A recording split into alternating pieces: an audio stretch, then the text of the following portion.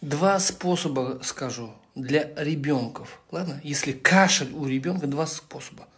Проверенный способ. Листья капусты. 2 минуты в кипяток. Она будет немножко мягче. Удалить влагу полотенцем. Удалить влагу. И намазать медочком. Если нет аллергии у ребенка. Тонким слоем. Смазать и здесь приклеить, приклеить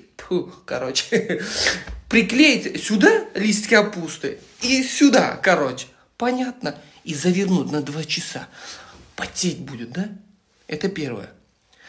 А в это время вы сделаете 1 к 1 сок лука и мед. Если на мед аллергия, сахаром можно. 1 к 1.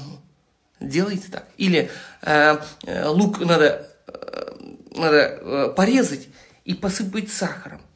Выделяется сок. И это сок. Дайте ребенку. Сделайте это 2 вещи, и все, ничего не будет. Самые проверенные, надежные средства. Листья капусты с медом и сок лука. Да хоть взрослый, всем. Глаза выколет любого кашля. По воле Аллаха.